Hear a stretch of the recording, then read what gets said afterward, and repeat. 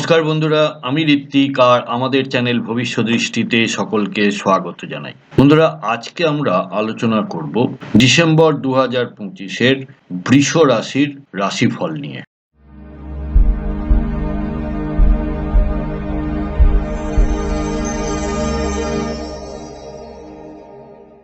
বন্ধুরা, আপনারা যারা আমার চ্যানেলটি অলরেডি সাবস্ক্রাইব করেছেন তাদেরকে জানাই আমার অসংখ্য ধন্যবাদ ও কৃতজ্ঞতা। যারা এখনো সাবস্ক্রাইব করেননি তাদের কাছে আমার বিনীত আবেদন, চ্যানেলটি সাবস্ক্রাইব করুন এবং পাশে থাকুন।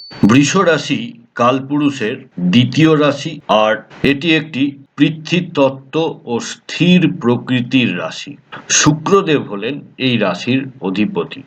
সামনের স্ক্রিনে যে চার্টটি আপনারা দেখছেন, এটি হলো ডিসেম্বর মাসের 1 তারিখের গ্রহগত অবস্থান বৃষ রাশির সাপেক্ষে। বৃহস্পতি এই মুহূর্তে উচ্চস্থ, অতিচারী ও বক্রী হয়ে পুনর্বসু নক্ষত্রে রয়েছেন। 5 ডিসেম্বর আবার বক্র গতিতে উনি আগের রাশি অর্থাৎ মিথুন রাশিতে ফিরে যাবেন। কেতু রয়েছে শুক্রের নক্ষত্র পূর্ব ফাল্গুনীতে। বুধ মার্গী হয়েছেন এবং 6 তারিখে বৃশ্চিকে অর্থাৎ আপনাদের সপ্তম ভাবে গোচর করবেন এবং 29 তারিখে আবার ধনু রাশি অর্থাৎ আপনাদের অষ্টমে গোচর করবেন। রবি বর্তমানে আপনাদের সপ্তম ভাবে রয়েছেন এবং 16 তারিখে আপনাদের অষ্টম ভাব অর্থাৎ ধনু রাশিতে গোচর করবেন। মঙ্গল এই মুহূর্তে রয়েছে বুধের নক্ষত্র জ্যেষ্ঠা নক্ষত্রে এবং 7 তারিখে মঙ্গল মূলা নক্ষত্রে ধনু রাশিতে গোচর করবেন। শুক্র আপনাদের সপ্তম ভাবে অবস্থান করছে এবং এখানেই 20 তারিখ অবধি থাকবে। 20 তারিখের পর ধনু রাশিতে প্রবেশ করবে। রাহু নিজের নক্ষত্র শতভিসাতে গোচর করছেন, আর শনিদেব খুব সম্প্রতি মার্গী হয়েছেন এবং পূর্ব ভাদ্রপদ নক্ষত্রে অবস্থান করছেন। তাহলে এই গেল গোটা মাসের গ্রহগত অবস্থান এবং তাদের ট্রানজিট। এবারে আমরা আলোচনা করব এই ট্রানজিটের ফলাফল নিয়ে। আপনাদের নবমপতি এবং দশমপতি শনি, যা কিনা আপনাদের রাজ্যকারী গ্রহও বটে, এতদিন বক্রী থাকার কারণে আপনাদের সোশ্যাল স্ট্যাটাসের উপরে কিছু বিরূপ প্রভাব পড়েছিল। শরীর স্বাস্থ্য নিয়ে সমস্যা দেখা দিয়েছিল। এই সমস্যাগুলি থেকে এবার আপনারা বেরিয়ে আসতে চলেছেন। আপনাদের আয় বাড়তে চলেছে। দশমে রাহু ও একাদশে মার্গী শনি নতুন চাকরি পেতে সাহায্য করবে। বয়সে বড় ব্যক্তিদের থেকে আপনারা উপকৃত হতে পারেন, তবে আপনাদের হাঁটু, কোমর, শরীরের নিচের অংশে যন্ত্রণা হতে পারে। বৃহস্পতি 5 তারিখে আপনাদের আয়, পরিবার এবং বাণীর ভাবে প্রবেশ করবে অর্থাৎ দ্বিতীয় ভাবে প্রবেশ করবে এবং এই বৃহস্পতির সপ্তম দৃষ্টি আপনাদের অষ্টম ঘরে পড়বে। আর তাই আপনাদের জ্যোতিষ, তন্ত্র বা অকাল্ট সায়েন্স, ম্যাজিক ইত্যাদি গুপ্ত বিদ্যায় আপনাদের আগ্রহ বাড়তে দেখা যাবে। শিক্ষাক্ষেত্রে উন্নতির যথেষ্ট সম্ভাবনা রয়েছে।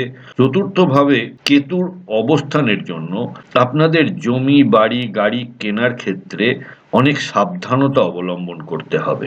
দরকার হলে এই কেনার ব্যাপারটা পিছিয়ে দিতে পারেন, তবে মাথায় রাখবেন কেতু এখানে কিন্তু এখনো অনেক দিন অবস্থান করবেন, প্রায় 1 বছরের ওপর। তাই যদি বাড়ি কিনতেই হয় তাহলে বাড়ির বাস্তুটা অবশ্যই চেক করিয়ে নেবেন।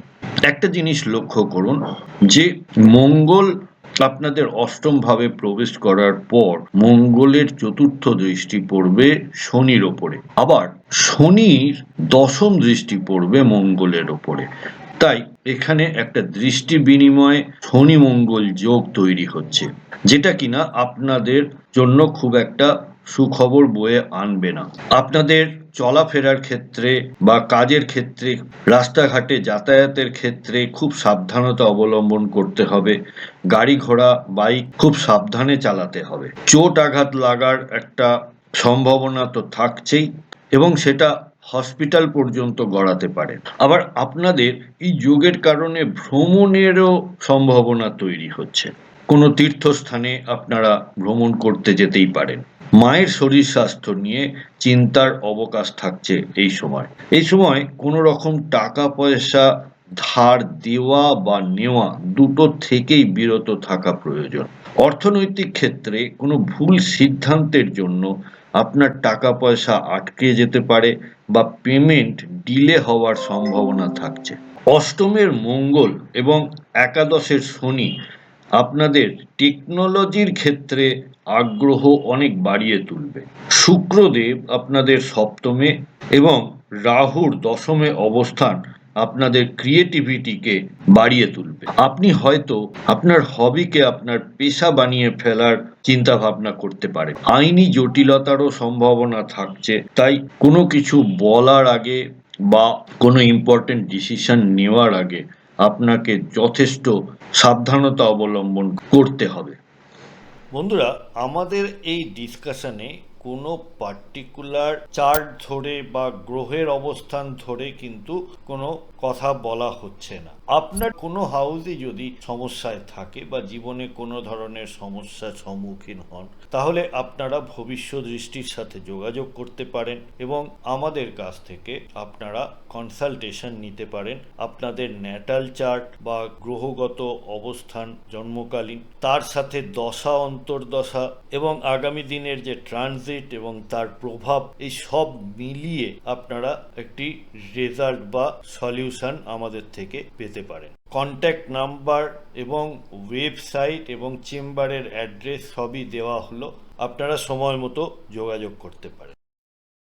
বন্ধুরা, শেষ করার আগে সকল বৃষ রাশির জাতক জাতিকাদের জানাই বড়দিনের শুভেচ্ছা এবং আগামী নতুন বছরের অনেক অনেক শুভেচ্ছা। সবাই খুব ভালো থাকবেন। বন্ধুরা, প্রতিবেদনটি কেমন লাগলো আমাকে অবশ্যই লিখে জানাবেন কমেন্ট বক্সের মাধ্যমে। যদি ভালো লেগে থাকে তাহলে একটি লাইক করবেন আর আত্মীয় স্বজন বন্ধু বান্ধবের সাথে শেয়ার করতে ভুলবেন না। আজকের পর্ব এখানেই শেষ করছি। সাথে থাকার জন্য অনেক ধন্যবাদ।